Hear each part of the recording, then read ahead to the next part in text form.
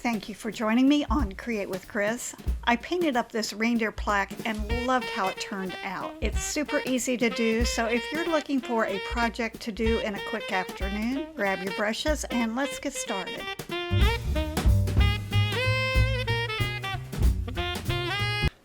This is a 14-piece MDF layered plaque, which makes it super easy to paint because each piece can be painted individually. I did seal it with a multi-purpose sealer just to provide a good base to paint on. I'm using winter blue and my 3/4 inch oval wash to put on a quick wash of paint.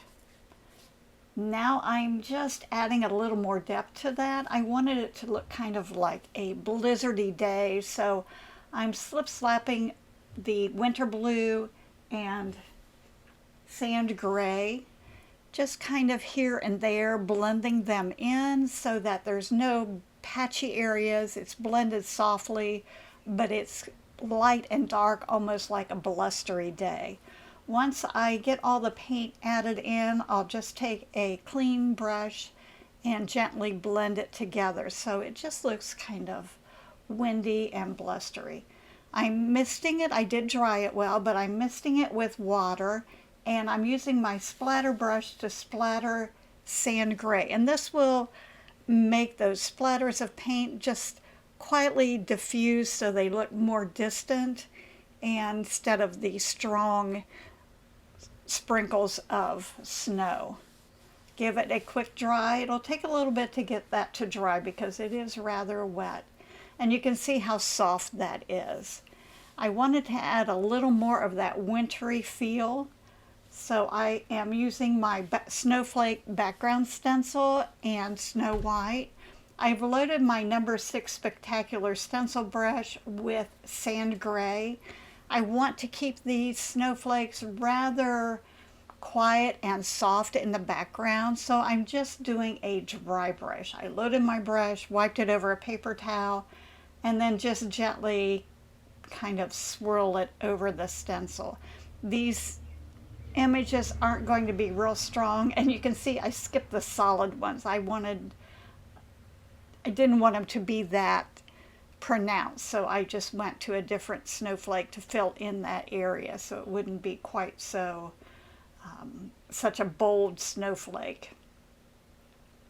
And just move the stencil around, pick the parts that you prefer, and then just gently dry brush over them. And it doesn't take much. These are not solid, opaque images, just a soft indication of quiet little snowflakes floating in the background. This is a really good way to fill in a winter background without being really specific about how it looks.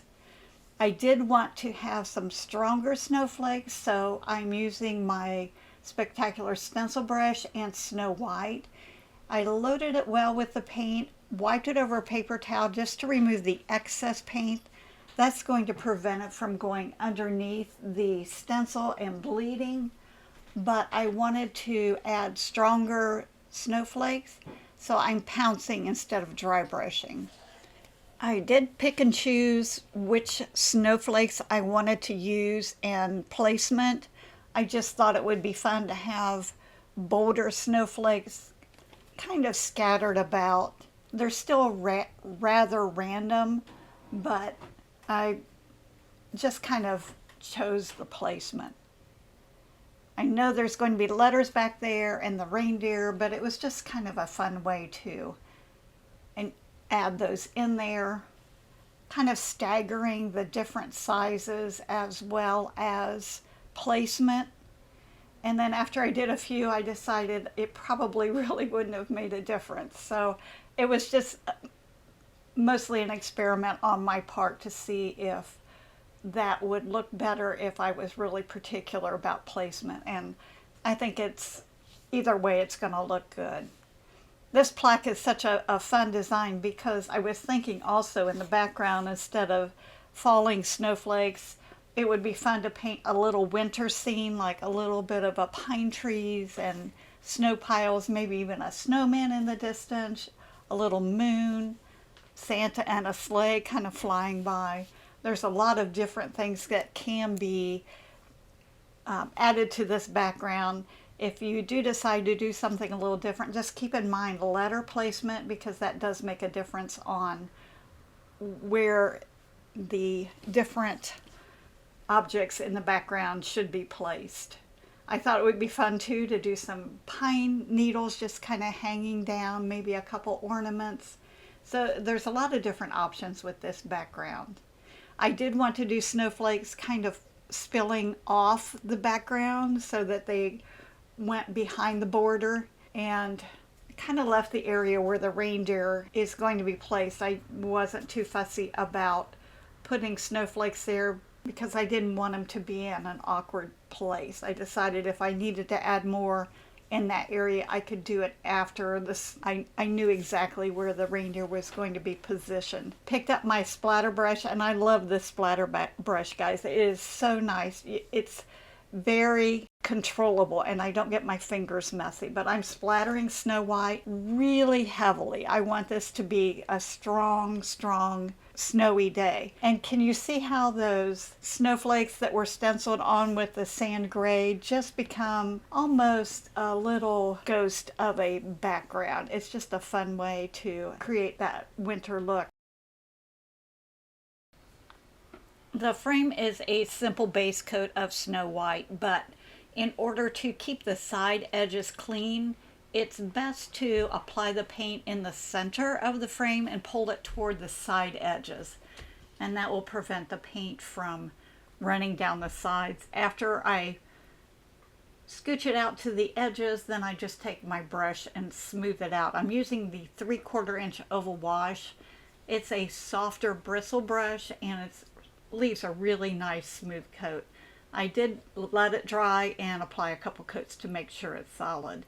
The checkerboard stencil will fit perfectly within the 2 rows high within the frame, and I found that it's much easier if it is anchored down with a piece of tape. So using your finger to hold the stencil in place is okay, but using a piece of tape will ensure that it's not going to slide around. And then I will always match up the last little checkerboard with the previous checker, and that way I know my checks are going to line up perfectly. And it was really nice because with this stencil I was kind of worried about whether it would come out evenly on the ends and the sides and the top and the bottom. I kind of had to scrunch just maybe 1 row going down the side a little bit to make it come out even, but pay attention and make sure that the checkerboard's going to be too high across the bottom. It's all going to blend together, and it pretty much works out that way. And doesn't matter, these checks are square, so it doesn't matter which way you use the checkerboard stencil, it's going to be the same distance, vertical or horizontal. I'm using my 1/2 inch Awesome Angle and Deep Burgundy to shade around the outer edge. I always think this really makes a nice touch to the outer border, and because I wanted it to have a little something around the inside edge, I'm using Winter Blue. It sort of reflects that wintry background and makes the frame look a little bit frosted. I'm using my 1/2 inch Awesome Angle, beautiful brush, to float very easily and very quickly. I decided the frame needed to be a little bit snowy as well, so I've loaded my splatter brush with Snow White to heavily splatter around the outer edge. And if you're concerned about your workspace, always place a paper towel underneath, because those splatters can get a little bit crazy, and once they dry, they're not the easiest to clean up. I do use the flat cosmetic sponges to apply paint to these little tiny letters. It prevents the paint from sliding down the edges and becoming messy. I'm using the stripe stencil to add the peppermint stripes, and my Spectacular stencil brush and watermelon slice. Be careful to not overload the brush. It's very easy with these little letters and little stencil stripes to become messy. So double check.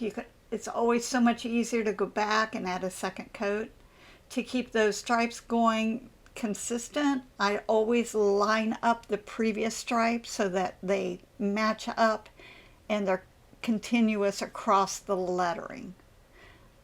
This is not super heavy. I just want to get an even coverage. I only did put one coat on, but when I applied the paint, I went over it several times very lightly to just disperse the paint evenly so that it was a nice coverage. And continue those stripes on to cover the letters. Again, make sure to wipe that brush off every time it's loaded with fresh paint so that there's not going to be any paint that seeps under the edge of those stripes. It's just super easy to do. But clean, crisp edges really make a difference. And add one more on the tip of that R. Cover that up. Perfect. I wanted the stripes to be the same for both letters, so I'm lining the letters up and then lining the stencil up with the letters so that it continues across and that all the stripes are at the same diagonal. It's the little details that make a difference. And once I get that first one on there, then I can move those letters over and then continue to fill up the rest of the peppermint stripes. Always use a piece of tape to anchor that down. Just keeps that stencil from sliding around. It's the little things that just take a second that really make painting very, very helpful. I'm picking up a little bit of deep burgundy on my 1/4 inch awesome angle. I wanted to separate the letters. I'm shading the bottom and the left sides so that each letter kind of stands out from the other. My awesome angle is a little bit longer than a regular angle, which allows for longer stroke work before reloading. I think that gives more continuity and also makes everything look a little bit smoother. It takes less time to paint. Just all those little things that make your painting life a little bit easier. Everywhere on that left side. And these letters lay one on top of the other, so you need to go in and define what parts are behind and where that shading needs to be. And a little bit difficult with using these colors because they're not really, they blend so easily, and these letters are very tight. I did make a mistake and I used my Mono Zero eraser to remove some of that dried paint. Use that all the time. If it's dampened, it will remove paint, whether it's dry for 5 minutes, an hour, a day, a month. It's just a great little tool to keep on hand. Removes mistakes very, very easily.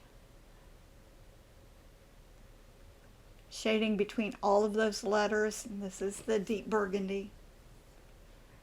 When I looked at it, I thought, well, it just needs a little bit more to make those letters stand out. So I'm picking up Snow White just to help separate those letters apart from each other.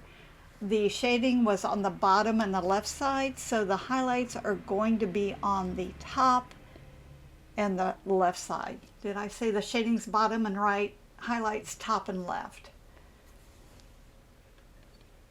And you can see how the letters start to stand out just a little bit more.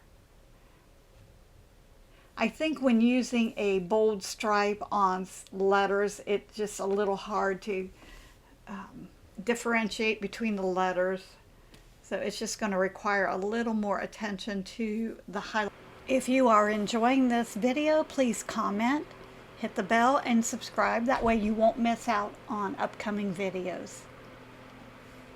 I am using my 18-aught Epic script liner to add a highlight down each letter. Kind of follow the contour of the letter. If it's a curved letter, I give a little curve to the highlight. Just adds a little more dimension. I thought this would be enough to separate the letters out, but I thought it needed just that little bit more, so I picked up some winter blue on the toe of my 1/4" awesome angle just to highlight the left side and the tops of those letters, just to help pull that separation out just a little bit more. And I always say a little bit of paint makes a big difference. Very evident with this little bit of highlight, just really helps those letters. It almost looks like they're kind of frosty with that blue on there. It's a great way to just accent, only takes a second. I decided that the letters needed to be separated out just a little bit more, so I picked up some black plum on the toe of my 1/4" awesome angle just to add a shadow between the letter overlaps. And this is just going to help separate those letters out just a bit more. And I realized after I did that I diminished the effect of my highlights, and I just repeated everything for the treats that I did on the reindeer lettering. For the green letters, I used the flat base cosmetic sponge. Put the paint on the base or on the bottom of the sponge very evenly, very lightly. When I tap with just a light, even touch. If it takes 2 coats with a brush, it's going to take 2 coats with the sponge. This way there won't be any paint that runs down the side edges. It puts a nice base coat on. I picked up a little bit of plantation pine on the edge of the sponge, and I was playing around to see if I could create an ombre effect. Love how it worked. So the paint is on the bottom, and I kept the roundy part of the paint towards the top of the letters. Tap it across, tap it up. I did the same thing with celery. You can see the paint is even with the top of the sponge, kind of roundy towards the middle.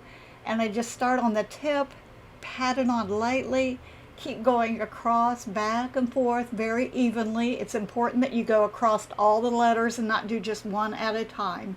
Makes the paint consistent across. Love how it turned out. Using my 1/4" angle and plantation pine to add the shading to separate the letters out. And it's just this little bit of paint that makes a big difference. Love the way these letters are looking at this point. I did the same thing for both sets of lettering. And then after I created both of them, I thought it needed just that one more touch, so I picked up celery shoot on my stylus to add some decorative dip dotting down the fat part of each letter. It's a cute little addition that is just perfect for these letters. Because the celery shoot at the top of the letters has been tapped out and blended down, it's not going to be as strong as the dip dots, so they'll still stand out perfectly. To base coat the reindeer, I'm using fawn and my 1/2" awesome angle. This is my go-to brush for pretty much everything. I like the width of the brush. I like the extra length of the bristles. If you're not familiar with my awesome angles, they do provide extra length. Just allows a longer stroke before reloading. To me, that just means I have a smoother finish when I'm using it. It takes less time to paint because I'm not reloading as often, and it just goes really quickly. And I like that point of the angle for getting in tiny areas and creating straight lines. The muzzle is almondine, and usually what I do with, especially with the pieces that are on the plaques that have all the layered pieces, I try to go ahead and base coat everything before I start doing my serious painting. And everything that usually takes about 2 coats. Like I said before, I do coat these with a multi-purpose sealer. The antlers are almondine also. You can see how I can get across that edge really nicely with the toe of the brush. Just get in there and straighten those edges up. But with the layered pieces, I put 2 coats on, let it dry in between coats, and then when I get ready to paint, it's just boom, boom, boom, and get the pieces layered, and it doesn't take much time at all once everything's base coated to add the detail.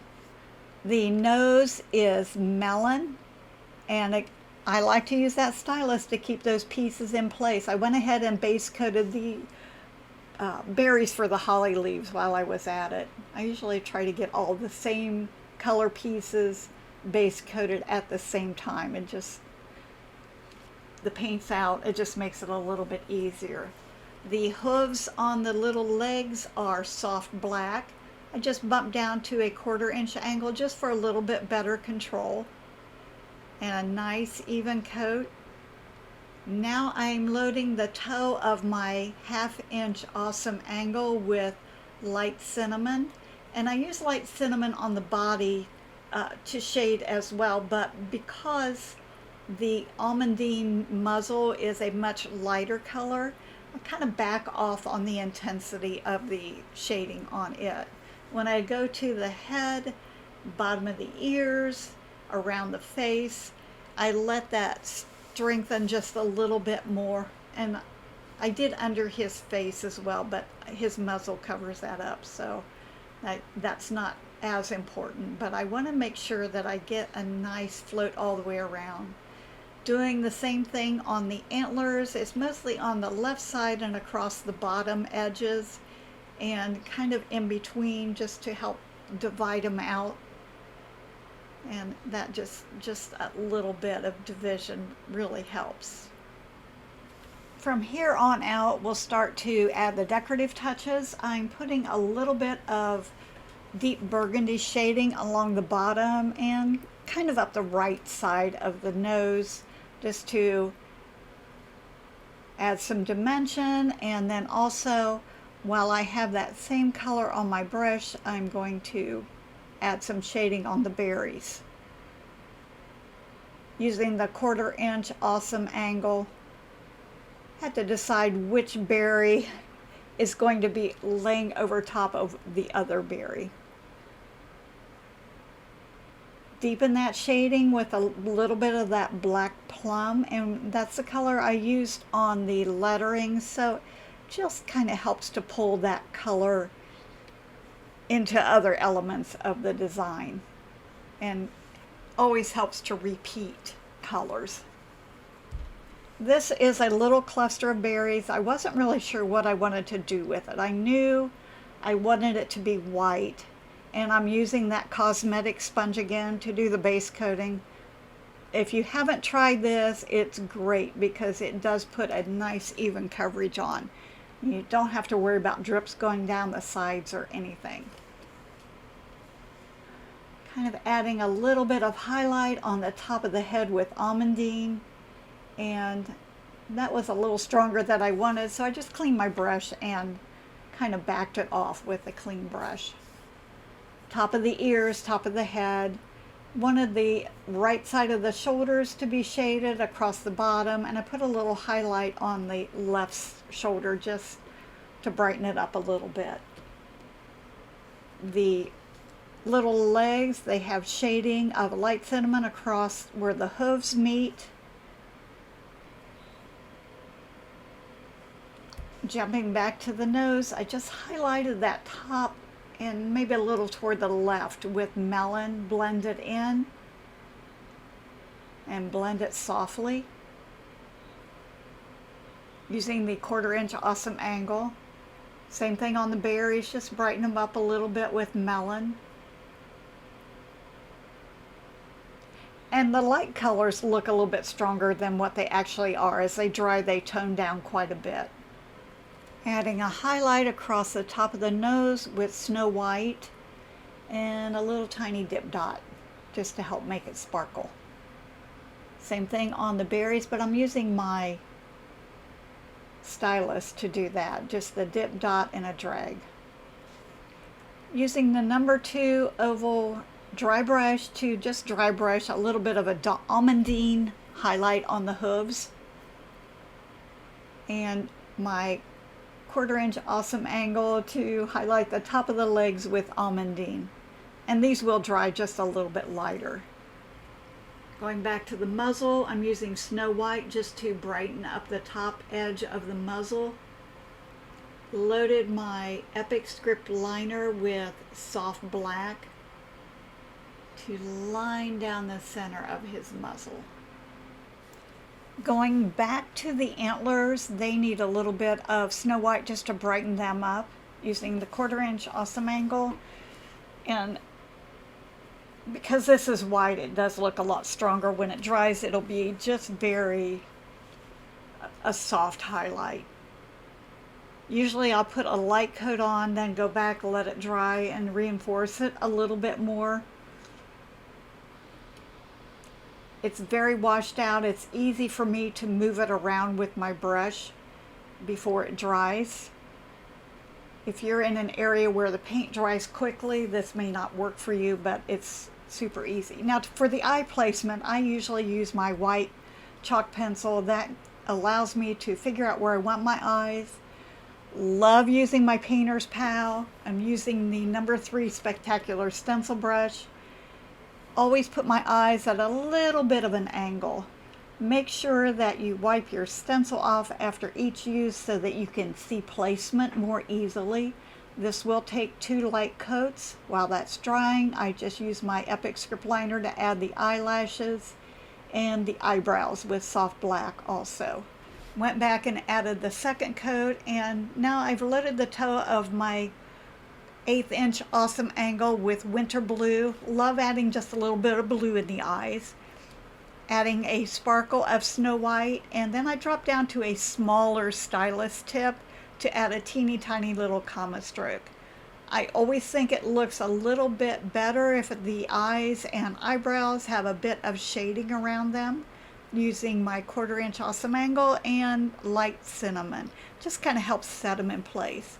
I wanted to add cheeks. I've loaded my 4 Spectacular stencil brush with melon and wipe it out on a paper towel. It never looks like much is coming off. This is a game of patience. I do both cheeks at the same time so that when I'm finished, they're built up equally. I hadn't decided on how I was going to put the holly on his head, and I used that chalk pencil to just kind of sketch it out and see if it's what I'm going to like. Now I'm going in with my number 2 Radical Round just to fill in those holly leaves with foliage green. I thought it would be nice to have a little extra piece that had the holly and the berries on it, but I thought, no, I can paint these.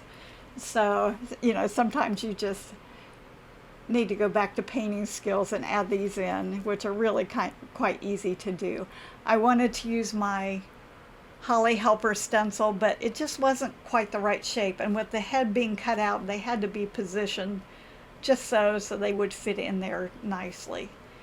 So I'm just using that Radical Round to put the first base coat on, let it dry, add a second base coat.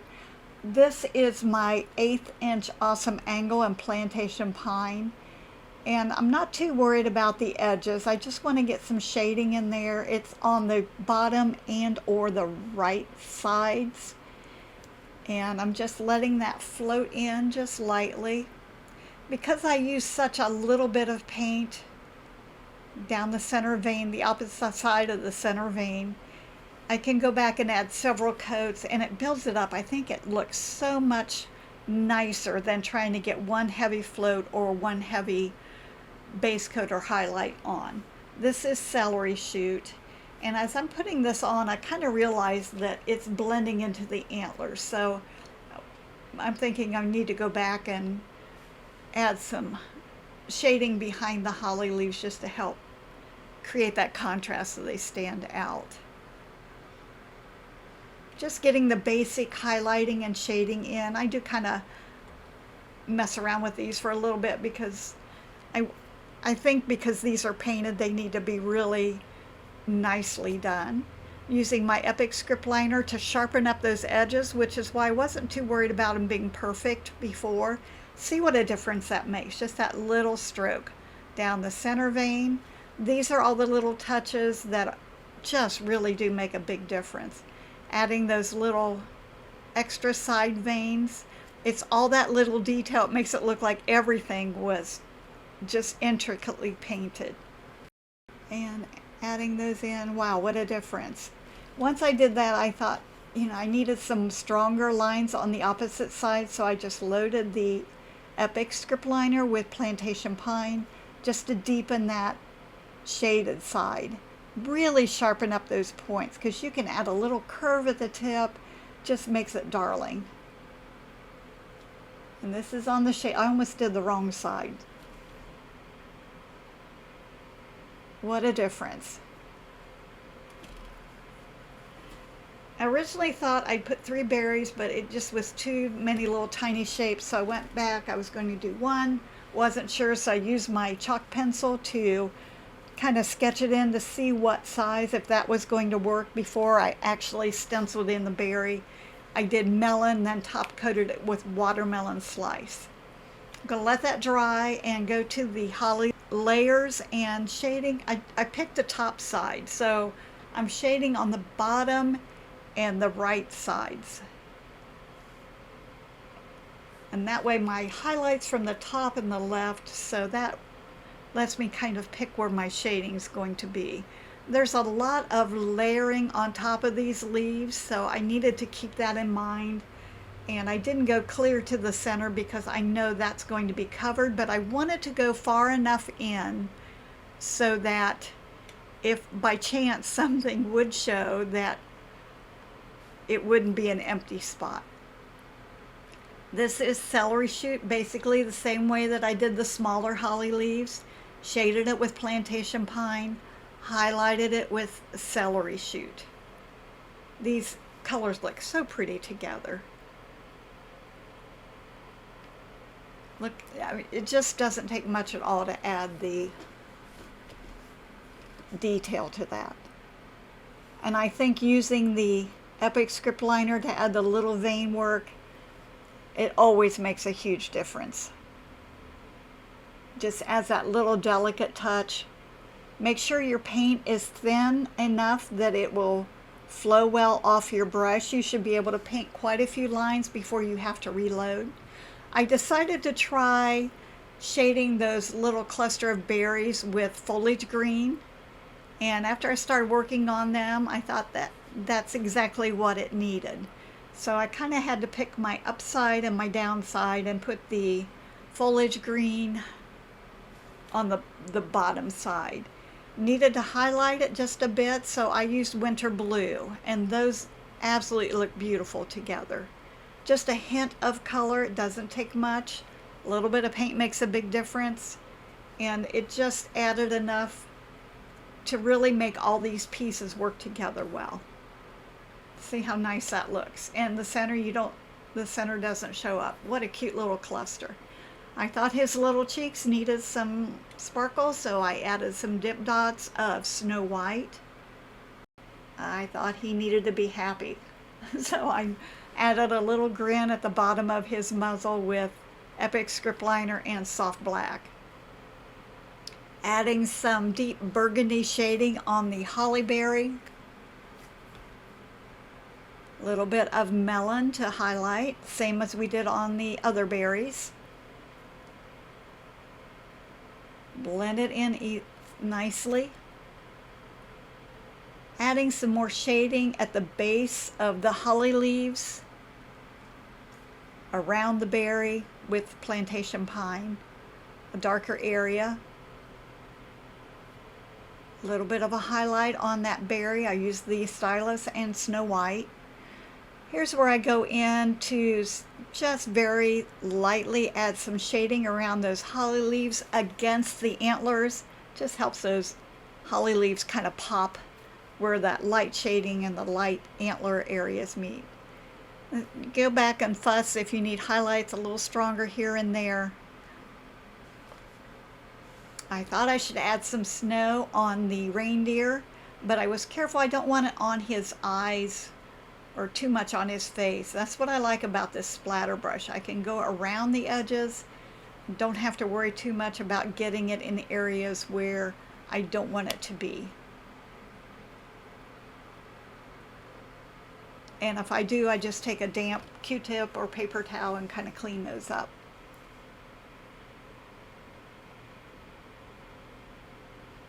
I'm using Aleene's tacky glue to glue those together. I'm not really good with glue, so I use my finger to kind of attach everything. If I squirt it from the bottle, I kind of have a mess, but with my finger I can put it exactly where I want it to be, and I seem like I have a little better control with that.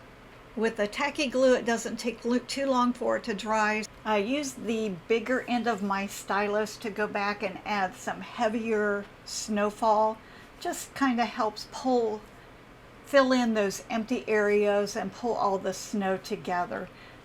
I went back, I should have done this before I glued it together, but I wanted to put a little bit of sparkles on the holly berries, the reindeer nose, and I'm using just regular varnish, brushing it on, and then I'm misting it with the glitter mister. And this is using the Crystal Glamour Dust. I thought the letters needed to be coated with sparkle as well.